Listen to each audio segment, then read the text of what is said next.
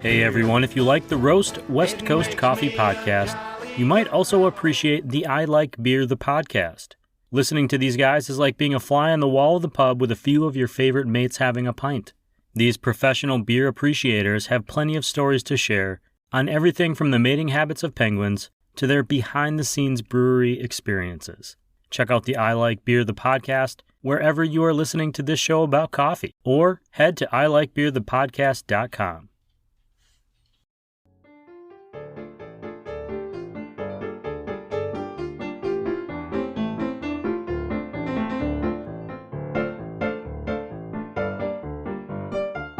Hey, good morning, everyone. Welcome back to the Roast West Coast Coffee podcast. We are still in Season 4, and this is Episode 18. I'm Ryan Wolt, and this is the show where I bring you the stories of coffee professionals, entrepreneurship, and coffee education. Today, I'm joined by Tyler Whitehead. He is the founder and head roaster of Ignite Coffee Company in Oceanside, California. You may have heard me mentioning his company as one of this show's roast industry partners. Tyler and I recorded our first chat about a month ago. It was his first appearance on any podcast, and he did pretty well. It's always difficult to distill the effort and work that goes into starting a business into bite-sized pieces. After our official interview was over, the tape kept rolling, and with Tyler's permission, I'm going to share some of our post-interview conversation with you today as well. For our younger audience, rolling tape is a reference to an ancient form of audio recording. As you'll hear later on, there was some news about Tyler's company that he didn't want to put out into the world until it was official. So I made a point to check in with him periodically to see if we were ready to publish this episode. In what was a great example of the roller coaster that entrepreneurs ride when starting a new business, things didn't go quite as planned, and our timelines got moved. So just a few days ago, Tyler and I connected again, and we hit record one more time so we could provide an update at the end of this episode. I think that anyone who has started a business will relate to the push and pull of emotion that Tyler has been on. And anyone who hasn't will get a chance to learn a little bit more about the side of the business that you sometimes can't control. If you've got a moment while listening today, I'd appreciate it if you'd head to roastwestcoast.com and subscribe to the newsletter. You'll find show recaps, more coffee news, education, and updates on what is happening with guests and partners of this show. The newsletter is always free, but we don't mind if you decide to pay for a subscription. It's how this show gets made. Or you could just buy us a cup of coffee or leave a tip. It all goes back into the creation of this coffee podcast. Speaking of coffee, it's time to go fill up your mug, or refill it, or at least start the brew, because it is time for not one, but two, maybe 2.5, conversations with Tyler Whitehead, founder and head coffee roaster at Ignite Coffee Company in Oceanside, California.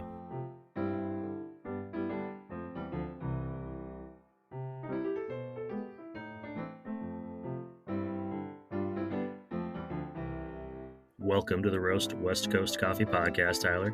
If you could just tell us your name, what your business is, and your job title there. And man, I've been asking people what their favorite Ninja Turtle is, but nobody seems to know what the Ninja Turtles are anymore. So how about what was your favorite cartoon growing up? So my name is Tyler Whitehead. I'm an owner, roaster for Ignite Coffee Company. I also help run my dad's business in Oceanside, California as well. It's called Ty's Burger House. So whenever my dad's not there, I run it from. So it keeps me busy. So I'm not going to lie, I had to look at the Ninja Turtles, and I would say the Leonardo would be my favorite because of the blue. But other cartoon that I like, oh, that's a good question. I watched a lot of SpongeBob growing up. So I would say SpongeBob. I've never seen an episode of SpongeBob SquarePants. It's pretty I great. know what it is from memes, but it just was never my thing. So we're from different generations, but that's okay. We still like coffee. Yeah. That's what we have in common. So let's start there. When did coffee come into your life? What do you remember about it coming into your life? And was there ever kind of a moment that, really kind of inspired you to start digging into it further? So to be honest, it's funny. I had never really drank coffee in the early parts of my life. I only started drinking coffee when I got into college. And it was just one of those things where I just needed stay up longer and keep awake to study. So that's all what coffee kind of did for me during that me time. So I was going to San Diego State, and I would always go to Mostra Coffee. It was like 5 minutes away from me. And so they're one of the main companies, one of the very first companies that kind of inspired me to at least start thinking about the possibility of coffee maybe, is because whenever I went there, everybody was there around the same time, and usually the same people trying to get work done, and the baristas would know who I am. I was like, hey, Tyler, you want this or this today? And so I don't know. I always thought that was just a really special thing in the coffee industry, and just it's a community aspect, which I really loved a lot. And so I not only love the community aspect of it, but I'm a business student and grew up from an entrepreneurial family. So always made me curious of how coffee is like distributed. Basically, I didn't know what it was like back then. So I looked up like farming, the harvesting, how it's harvest, shipping, going through an importer, going through a wholesale account, then finally gets to the roaster's hands to roast, and then they ship it off to the barista to make. And so there's so many different hands that it had to go through before you and I can drink that cup. And there's also a lot of different steps where that coffee can get ruined or whatever. There's a lot of opportunities for it not to get to the final destination. And so that always made me really think how cool it is for us to just share this amazing product around the world. Sure. I would like to point out that your college coffee shop has won Coffee Roaster of the Year, and my college coffee shop is better known for pancakes. So, A little spoiled. yeah, that's very cool. So you were going to school at SDSU, and I don't know if you mentioned it or if I just knew it, but as a business student, prior to deciding you were going to open your own business, you're surrounded by an entrepreneurial family, you said. What kind of motivation or inspiration did that have on you? What were you doing before the coffee company came along, like that led you down this path? They were a giant support system and just overall encourager. So going back to my great grandparents, they were entrepreneurs. Then my grandma and my grandpa were entrepreneurs. And then my dad and my aunt are entrepreneurs. So from an early age, I knew right away I wanted to start a business. I just didn't exactly know what business I wanted to own. And so just kind of just going through life, maturing, and just kind of figuring things out, I landed on coffee. And I'm happy I chose it. Not going to look back and just going to keep pressing forward. So yeah, my family played a huge role in that, and so it's just really nice, or just it's been an amazing opportunity to grow up in an entrepreneurial family because I understood what it took to make a business successful. When my dad first started Burger House, for the first 3 or 4 years, he was working 7 days a week, all day. It's a grind. So I understand that got to put a lot of time and effort into whatever business you decide to start. And so I also learned I should probably pick something that I actually do like a lot and that I could see myself doing for many, many, many years down the road. And obviously, I love coffee. Roasting has been a complete joy and a lot of fun. And I can definitely see myself doing that long term. And so when I kind of put those two and two together, I was like, took that leap of faith and jumped and letting see where it takes me. How did you start learning the process of roasting? You jumped into roasting instead of opening a coffee shop and buying someone else's beans. What made you decide that? And then how did you start learning that? The University of YouTube. YouTube has been amazing.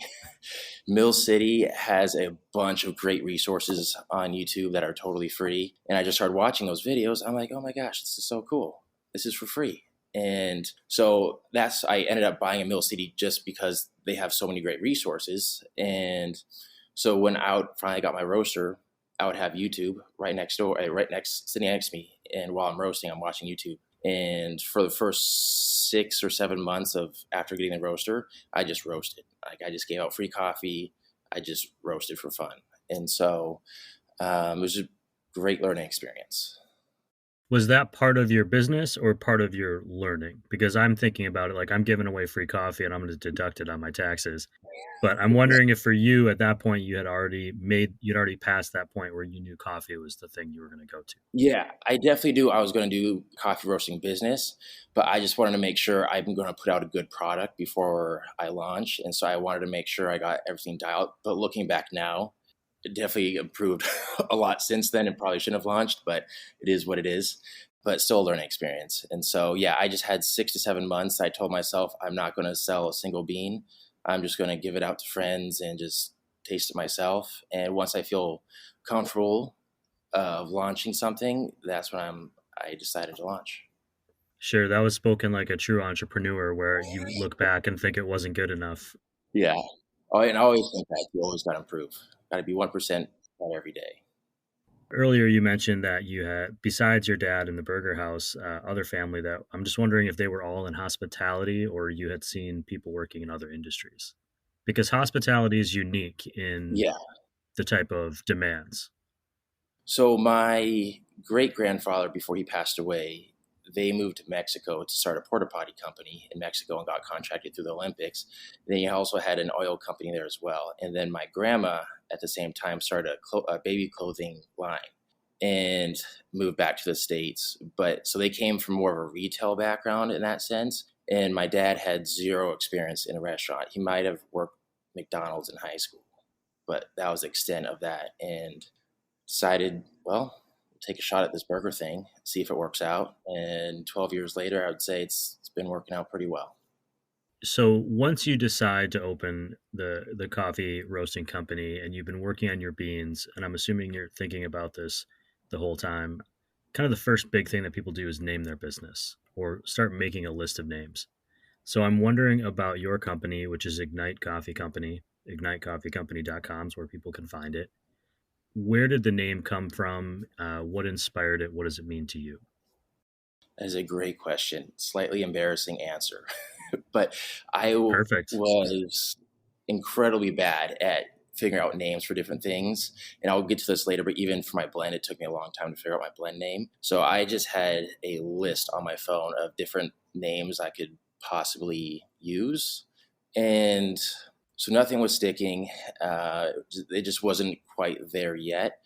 But I remember exactly the moment and where I was when I realized Ignite was going to be my name. I was at San Diego State at the gym working out after a long day of studies, and I was listening to a business podcast called Entree Leadership. And during the podcast, forgetting the guy's name, but anyways, he was talking about how you need to ignite your employees' passions and couldn't even tell you what he said after that. When he said ignite, I just knew right away, that's it. I left the gym right away, went home, went to GoDaddy, looked up ignitecoffeecompany.com, it was available, bought it, and then I went straight to Instagram, Facebook, and whatever else, and it was all available. And I was like, this is what it is. And so I just took the name. It does get hard to find names that haven't been taken, and not just for the domain, but for the social media, because you Yeah, don't want, even not that two businesses can't have similar names, especially in yeah, different areas, but online is so prevalent that you have to kind of be aware of what else is out there. yeah. Especially if you put any sort of like special characters in your username, that could always kind of throw people off a little bit. And then the logo is a lion. How does that relate to the name? So I come from a Christian background and I'm pretty involved with my church. And with Ignite, I want to ignite people's passions in life. And what the lion represents to me is how God wants us to be as children of God, where he wants us to be bold, courageous, and just be an overall leader of our community. And so that's what the lion kind of represents to me of what we should embody on our day-to-day basis. Interesting. Well, the lion logo that is on the bags, which is really well done, was that a design that you came up with on your own, or that you hired at someone out? I mean, and the reason I ask is because I think, especially starting out, a lot of entrepreneurs try to do everything themselves. Yeah, yeah, I definitely have that tendency as well. But I listen to enough podcasts and family pouring in where you can't do it by yourself. You have to surround yourself with good people. And at the time, I went up the street from Burger House, Ty's Burger House, in Oceanside, where they do logo designs, that sort of thing.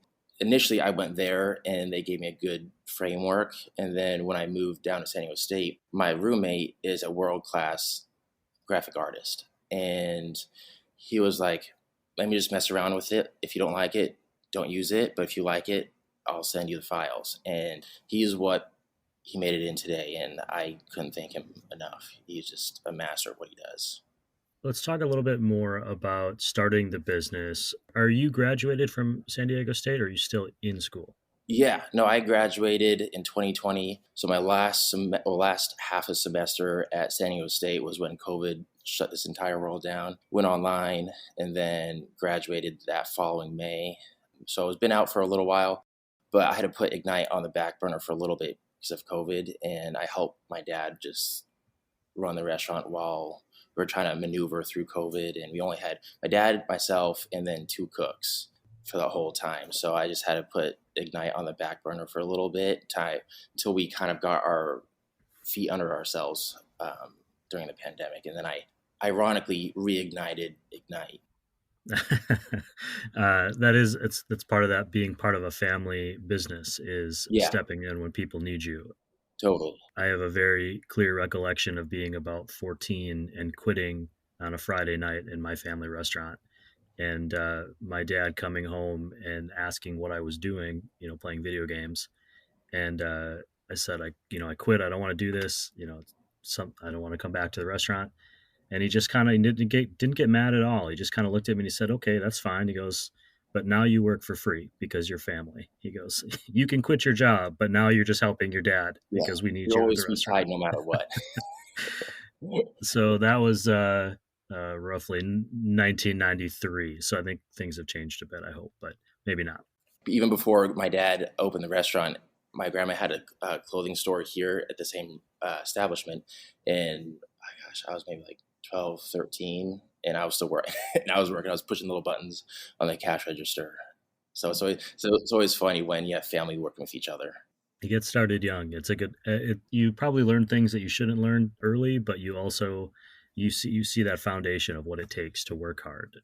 I want to ask you a little bit about your coffee sourcing, since you mentioned that you did a bunch of research when you were looking into coffee in the first place. What does it mean to you to have ethically sourced coffee, and how do you implement that into your business? It's huge. Well, I just, to be honest, I didn't even know where to go when I first started looking for sourcing greens. And I think it's partially because I just didn't know exactly how to look it up properly because I didn't know the terminology back then. But I was watching a show called The Prophet, and it was a guy, his name's Marcus Lemonis. He owns Camping World, and he had this show. And he had an episode on a green coffee wholesaler in Orange County. And I was watching, I'm like, oh my gosh, this is so cool. This is exactly what I need right now. And so from that whole show, I looked them up, and they pay more of a premium to their farmers to have a higher quality of life. And that was really big for me. And obviously, you can find cheaper coffees somewhere else. At the end, I mean, people do it, which, I mean, it is what it is.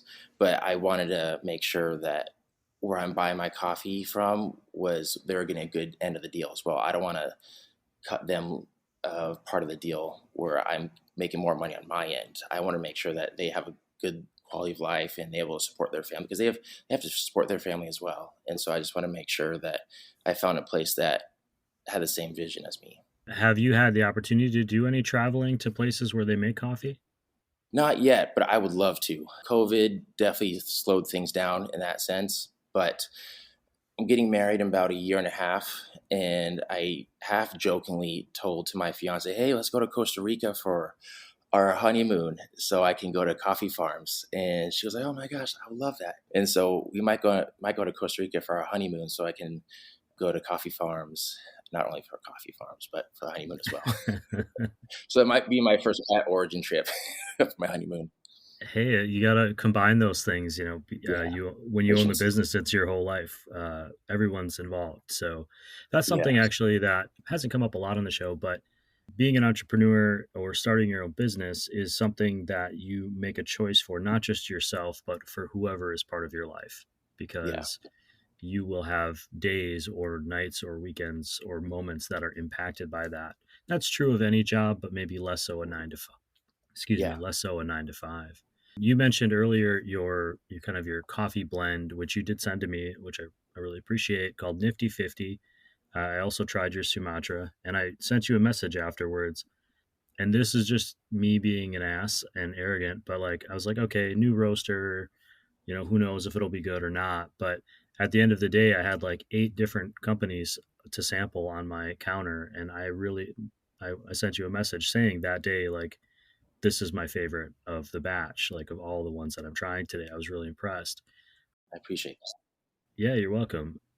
And I don't say that lightly because this show doesn't do reviews or anything like that, but it was really good. And the coffee named Nifty 50 is named after something that we're mutually passionate about, which is photography. Tell me how photography fits into your life and where that name comes from and how it's going to stay incorporated into your world after you start the business or get the business really up and running.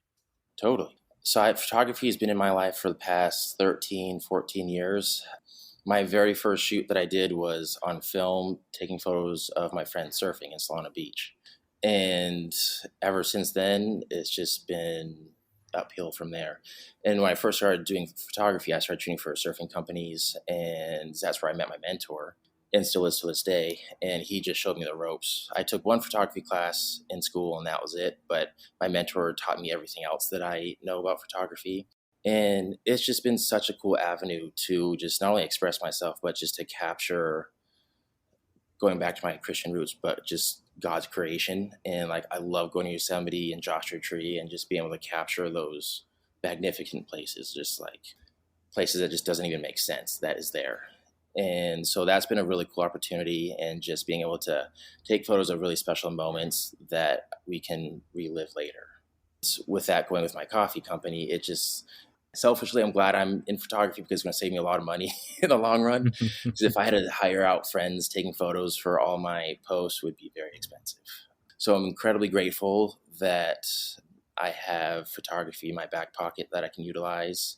I just hired a friend of mine that she's going to be doing a lot more of the content for me for Ignite moving forward, which I'm really happy about. She's an amazing creative, amazing photographer. She did a shoot the other day, and it looked like it would be a cover magazine of Time or Vogue. It was just unreal. So I'm really excited to bring her on board. Bummed I won't be doing as much content, but as a business owner, you have to make sacrifices in putting it where somebody else is better at than you are, or just have maybe a little bit more time to do that for you. Sure, that value add for the time is a big one. Yeah, Social media takes up a lot of time and energy to do well, ton of and time. I always worry that it takes up more time than I get in return from it. So you're always making Yeah, those balancing acts across your business. yeah, no, absolutely. You've talked a little bit so far about the impact of religion and Christianity on your life and on this business. How do you think that will benefit you going forward? I have a bit of a religious background, although I wouldn't consider myself religious now. So I'm wondering for you, what does it mean to have that? And does it impact you as an entrepreneur? I shouldn't assume that it does. Yeah, absolutely. And one thing that I've learned from my dad is, as entrepreneurs, we get an opportunity to give back.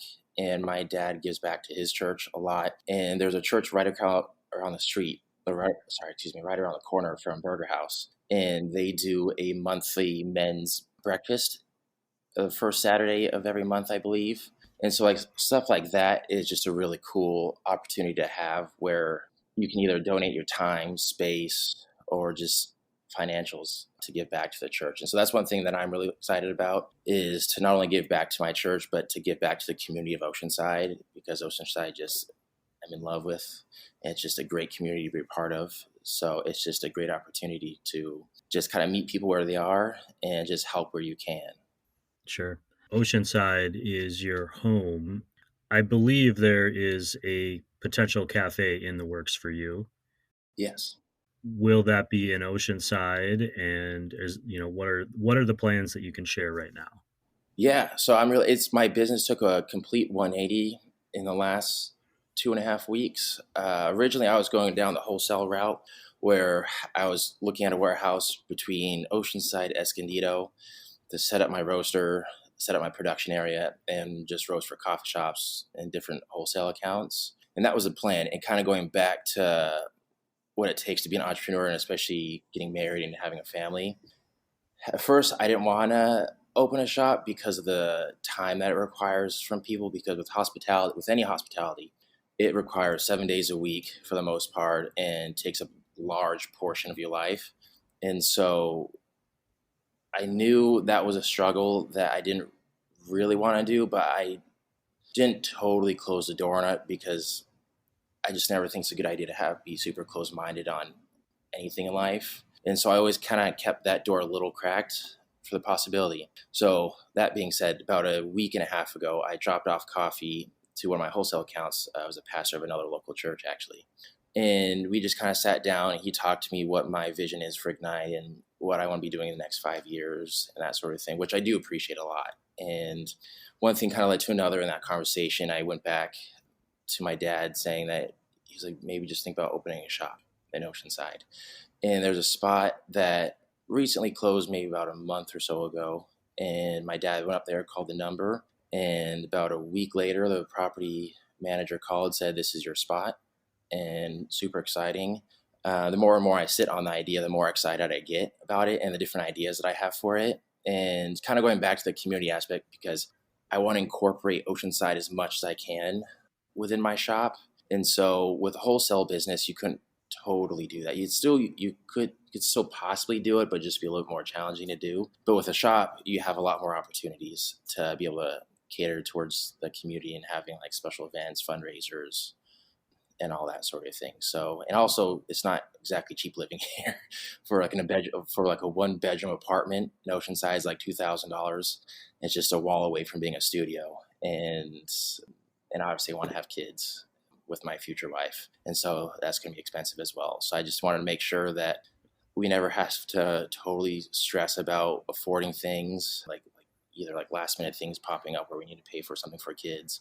So I don't want to be in a position where we're stressing like, I don't know how we're going to pay for this. And so I just wanted to make sure that I did something that put a roof over our head, food on the table. And so that's really excited about a coffee shop now. I'm laughing to myself because to hear that I want to make sure that we're making money and we have a roof over our heads. I'm only laughing, not trying to laugh at you, but you're like, so I'm going to take this huge risk and a challenge and start my own business. It makes no sense. It makes absolutely zero sense. That's the type of personality that entrepreneurs have, which I just think is fascinating. Yeah. I think if my dad were listening, which he might be, he would say, kids are small. They'll fit in that 1 bedroom for a while at least. This is true. There's always a corner somewhere that we can dedicate. Yeah. So that's what your near future is. Is there a timeline for that, for when you get the keys, for when you start going to work? Hoping to get the keys sometime next week, which is the goal. And then we're shooting tentatively for June to open the doors. That's if everything goes well. And there's already a couple, like the espresso machine that I'm looking at has like a 3.5 month lead time. The brewer that I'm looking at has about a 1.5 month lead time. And who knows what the lead times are for like materials like tables, countertops, and all that sort of thing. So we're hoping to open the doors in June. So that's the goal. Are there any other big plans for the future for Ignite Coffee Company or for what you have kind of in your pocket?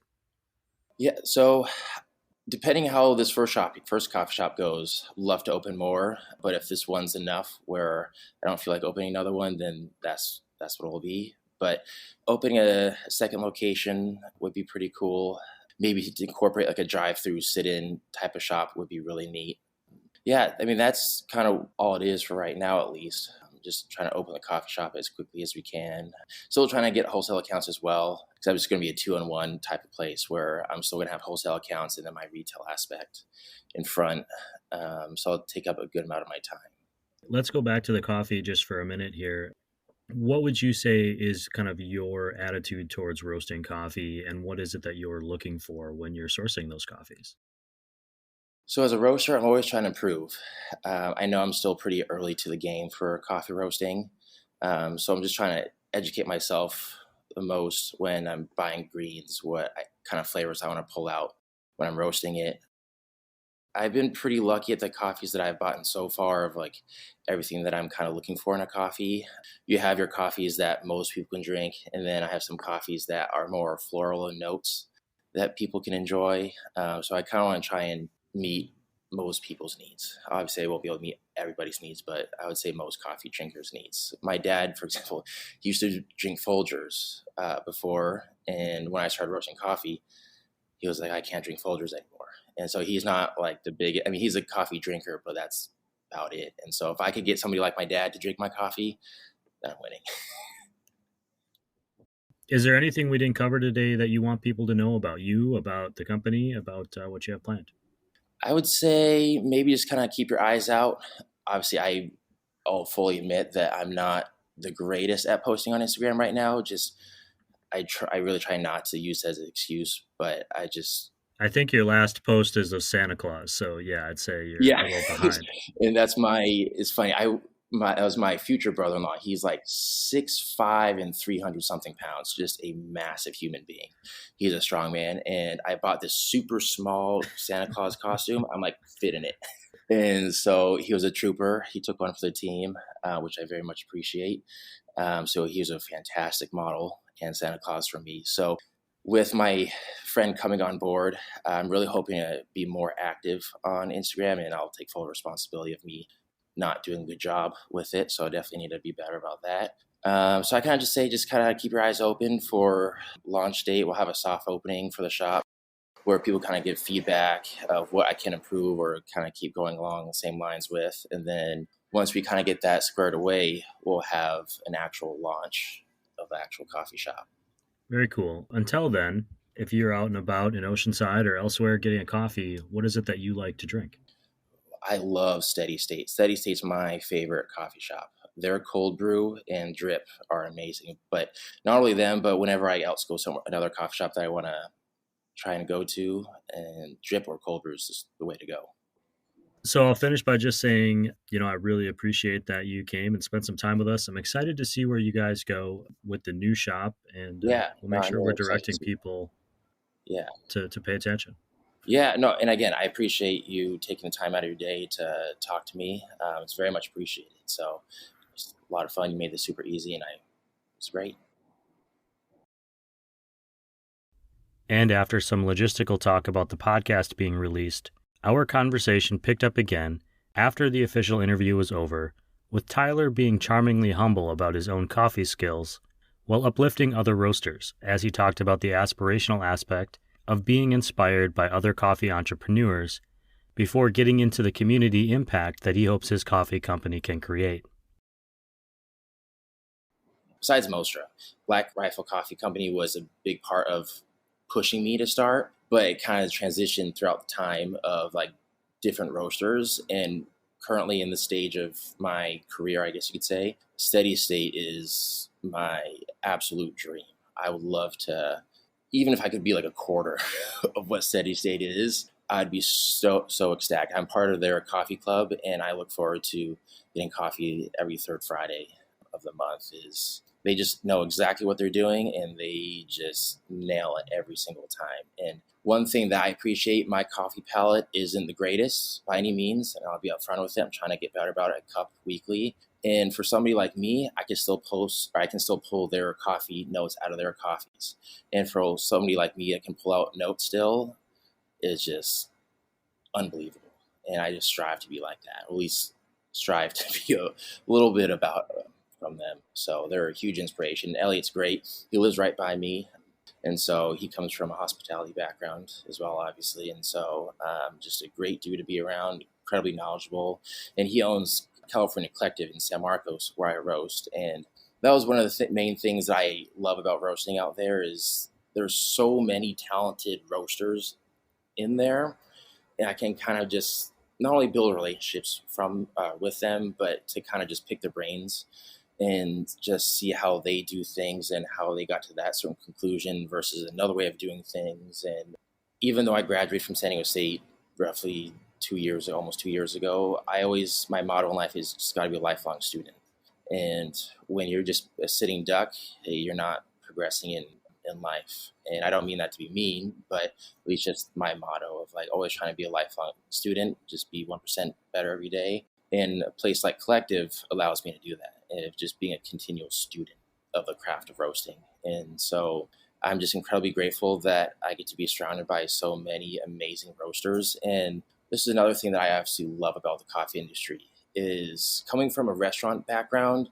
It can be pretty cutthroat of just restaurants not looking out for each other and just doing their own thing. And one thing I can really appreciate for the coffee industry is that most of them are pretty collaborative with one another. And like, for example, James Coffee will post stories of other coffee shops that they'll go to during the month. And I just think that's so cool. Like, what a cool opportunity. I mean, the whole industry itself is just one big community. And I love that. And we're just trying to push each other in a positive direction and just making the craft coffee in San Diego a lot better each year. And when you have people supporting each other and encouraging one another, you'll just help uplift everybody and just uplift the coffee industry in San Diego as a whole as well. And so, I think you just explained kind of the goal of the show. oh, good, good. Yeah. And yeah, I don't know. It's just a cool thing. There's so many so many great memories that are made out of coffee. And having these sort of conversations over a cup of coffee is fantastic. And I mean, I've had friends where we go to coffee shops and we have deep life conversations about stuff where just like kind of accountability partners, and it's over a shared cup of coffee. And coffee just makes people just feel safe and more vulnerable, I guess. So I don't know. I love it. We're not made to do life alone. Always got to find community, no matter what stage in life you're in, whether that be in a hospitality, church, wherever else. We're relational beings that we always have to be. That was one thing that was challenging during COVID for me because I love being face to face. I mean, this is totally fine too. I mean, I get to talk to you and see you, but it was a hard thing for me because we didn't know what was happening, and everybody's like, "Well, I'm just gonna stay home for now." And that was a hard thing for not being able to hang out with friends, talk with them face to face. So it really made me appreciate community and I how much I took it for granted before COVID. And so I don't take it as lightly anymore because we just hopefully this doesn't happen again with another COVID 2.0. And that's one thing that I've learned from my dad. Well, one of many things I should say, if I can just keep saying that whole show. One of many things that I've learned with Burger House is my MBA. People ask, "Oh, are you going to go back to get your MBA?" No, Burger House is my MBA. And there's so many different things that I've learned. And one thing that I have learned is that there's always something wrong. And you always have to just be on your toes and just being able to just be flexible. And if you have to pivot, you have to pivot. But you just have to kind of be somewhat fluid with things. Sure, you have to have a lot of different skills. There's We wear many different caps. running a restaurant or a coffee shop or anything means that you are a service person, you are a manufacturing person, you are a logistics and operations person. You're probably going to be fixing equipment Yes. regularly. Yeah. You are the person that gets called when the toilet breaks. I mean, there's no Everything. ending in sight.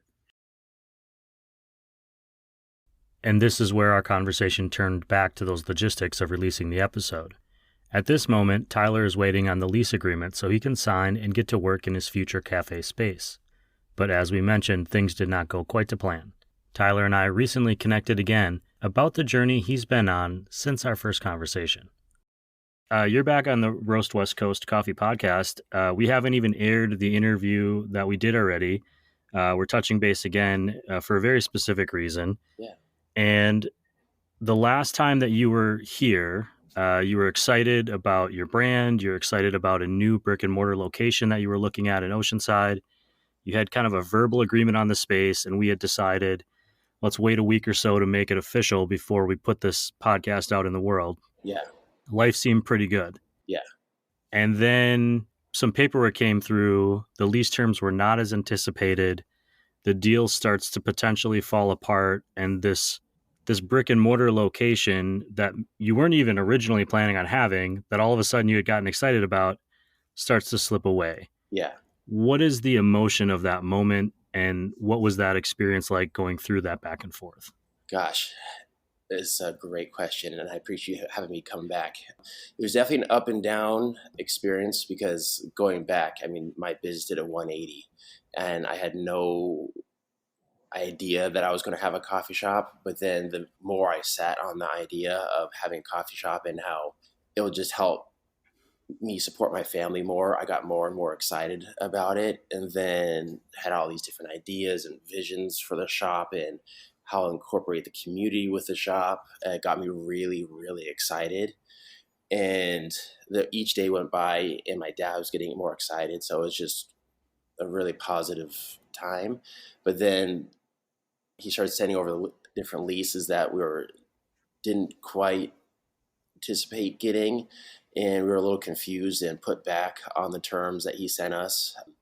And then we went back and forth to different proposals, and then we finally agreed on terms that I'm really excited about. But it was a great learning opportunity because I've never really been a part of negotiations very much in my life, and so this was a great opportunity for my negotiation skills to kind of form for later endeavors. But it was a process. It was up and down feelings. I was getting a little discouraged towards the tail end because I just thought maybe this was just going to fall through and I had to go find a different location, which I would have done. But this location that I'm at now, or I will be at, is, I mean, it's not, I love it. It's perfect because it's only about a half a block up from my dad's restaurant. It's in downtown Oceanside on Mission Avenue, 605 Mission Avenue.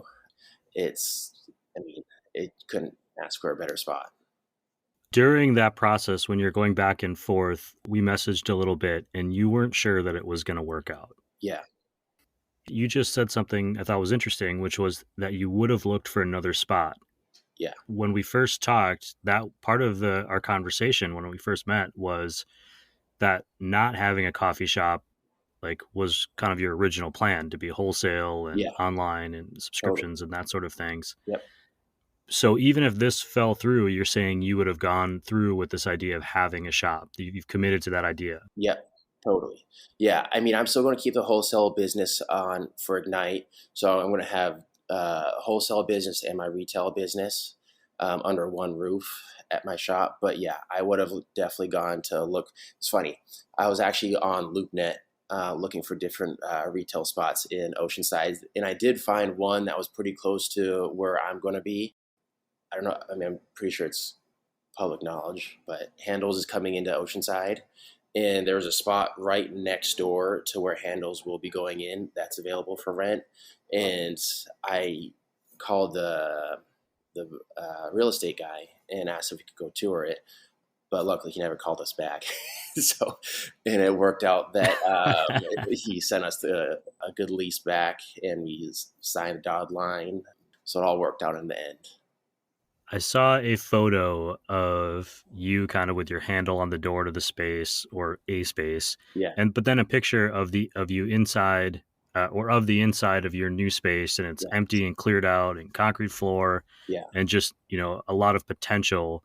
What did it feel like to you to go into that space after you knew this was done? This is an official deal. It was kind of an unreal moment because I didn't expect all this to happen so quickly as it did.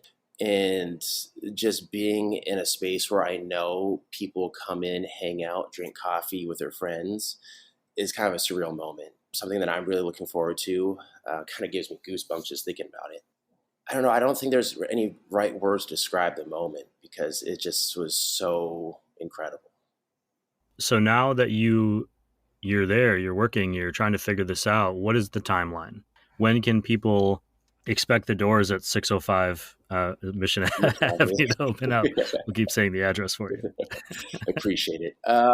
We're hoping June, July is kind of the timeline of where we kind of want to open. Our original plan was to open in June, but since the negotiations went back and forth for about a month, it kind of delayed our opening a little bit. The good thing is our architect has a great relationship with the city of Oceanside and the health department. So we're hoping that the process will go by a little bit quicker because he has such a great relationship with both the city and the health department. Yeah, so hopefully between somewhere June, July. And actually, we're ordering our equipment today. My espresso machine, the drip, and all the other stuff. The tap, we'll have tap cold brew today. So hopefully we'll kind of get the ball rolling on that too. Since you've been working on this part of your business, how have you had to adapt what you were already doing, which was roasting, also working a job while you're going through this process, Yeah. and offering your online services? Have you been able to like handle it all? Yeah. Well, been trying my best. Just take it day by day. When I do get my shop, my schedule is going to be even more wild than what it is now. So I've been practicing going to bed earlier because I'm such a night out. I love staying up. And so I've been practicing going to bed earlier and waking up early because I love working out in the morning and making breakfast. So I've been trying to, it's kind of weird, but I've been trying to practice waking up earlier so I can kind of get into the new routine of having a shop, because I'll be working in the shop, I'll close, and then I'll come back to my dad's restaurant and work the evening shifts. So trying to be prepared for my body just to be moving all day long is kind of what I'm doing now, to be prepared for it. It's gonna be rough, but we go Oh from man, I do not miss this at all. I'm happy for you, but I'm so glad it's you. Yeah, I hope so too. Lots of coffee. Thank goodness I'll be owning a coffee shop, because I'm just gonna be drinking a lot of it. Very cool, Tyler. I appreciate you coming back to give us that update. I'm excited to share this show. I think having that first part of our show and now this kind of recap will be really interesting for people. And I think a lot of things, but I think that the roller coaster of this process is something that most people don't experience when they have like a 9 to 5 or Yeah, I don't want to say regular job, but just totally. a non-hospitality, non-entrepreneurial Yeah, job. And so I'm sure there'll be a few more roller coasters as you go, and I hope we get a chance to hear about them. yeah, absolutely. Always have to plan for that unexpected. Congratulations, and definitely looking forward to the opening. Yeah, thanks, man. Thanks again for inviting me back. Hope to do this again with you soon. To recap, Tyler's goal as a person, as a coffee roaster, and an entrepreneur is to try to be 1% better every single day. That is an admirable trait, but it is more difficult to achieve than you might think. When you are working and striving towards something, especially starting a business, there are often long plateaus, even times when you take a step backward, and being able to manage those moments both mentally and emotionally to continue working with intentionality is often an indicator of success. Tyler has some built-in foundational support in the form of his family, who were his first examples of entrepreneurship. Then they became teachers, and then colleagues, and now supporters of his own coffee company. And he's staying flexible. From an online sales and wholesale business to a brick-and-mortar location, he's making the most of the opportunities as they come. Soon he'll be open and roasting coffee on one of the main drags in his hometown of Oceanside, California. And who knows what will come next. And finally, I have never seen an episode of SpongeBob SquarePants. That is true. If you want updates on the new Ignite Coffee Company shop, follow at Ignite Coffee Company on Instagram. Tyler has promised me that he'll get better about putting news out. And if you want to try some of his coffee before the shop opens, head to ignitecoffeecompany.com. Now for a bit of a disclosure. On the show today, I complimented Tyler's coffee, specifically the Nifty 50 House Blend and his Sumatra. Ignite Coffee Company is also a supporter of this show, which could certainly lead you to wonder how honest I'm being, and that's fair. I would do the same thing. It's the reason this show doesn't actively do reviews. I can tell you that I'm being honest when I say I like a coffee or commend another company for their batch brew, which I've done quite a few times on the show. But the other reason I don't do official reviews is that what you like and what I like is subjective. It is based on our experiences, how our taste buds have developed, and what we've learned to be good or not good over time. We learned in a recent Coffee Smarter episode with the executive director of coffee at Lofty Coffee, Siri Simran Khalsa, that something roasters and roaster apprentices have to do is to calibrate their tastes to make sure they're having the same flavor takeaways from the cupping table. So, while I can say that I have some experience with coffee tasting, I like what I like, and I think I can identify quality, even if it isn't for me. But unless your tastes have been calibrated to mine, whether or not we'll both enjoy the same cup of coffee is up in the air. That said, I really did enjoy those coffees from Ignite, and I'm really looking forward to trying more. At some point in the near future, Tyler will probably need to hire some employees. If you are looking for a job in coffee, please check out the Coffee Jobs thread on roastwestcoast.com. It is still very, very new, but it is growing. You can also follow at Roast West Coast on Instagram. I'm sharing new jobs in the stories with the hashtag CoffeeJobs as I come across them. Thank you for listening today. I'll be back with another Coffee Smarter session, our first with Jared Hales of Hasea Coffee Source in Anaheim. He was a guest on a show earlier this season, and now he's joining us as an expert from the coffee broker buyer side of the industry. On his first Coffee Smarter episode, we jump into green coffee buying for beginners. I also want to thank this show's other coffee industry partners, Café Laterre, who just opened their second location in Encinitas, California, Moster Coffee Company, Leap Coffee, Maria Coffee, Steady State Coffee Roasting, Coffee Cycle Roasting, Camp Coffee Company, Cape Horn Coffee Importers, First Light Whiskey, and Zoombar Coffee and Tea. That's all for today's show. This episode of the Roast West Coast Coffee Podcast has been written, produced, and recorded by me, Ryan Wolt. I hope this podcast has found you happy, healthy, and with at least enough sanity and coffee to make it through the day. And please, always tip your baristas, and be sure to drink good coffee.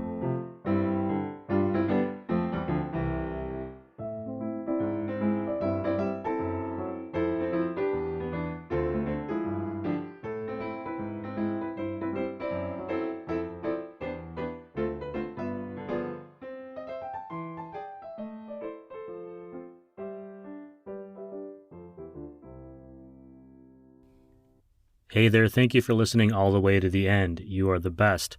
If you liked this episode of the Roast West Coast Coffee Podcast and you want us to produce more of this coffee content, I would really appreciate it if you would consider buying us a cup of coffee or signing up for that monthly paid subscription to the Roast West Coast Coffee newsletter. I know you can get it for free, but subscriptions is how we generate revenue to keep this show going. And with enough subscribers, we'd be able to focus on creating coffee content for you all day, every day. It's a great way to show appreciation for this show. Just head to roastwestcoast.com to subscribe or leave a tip. Thank you for listening, everyone.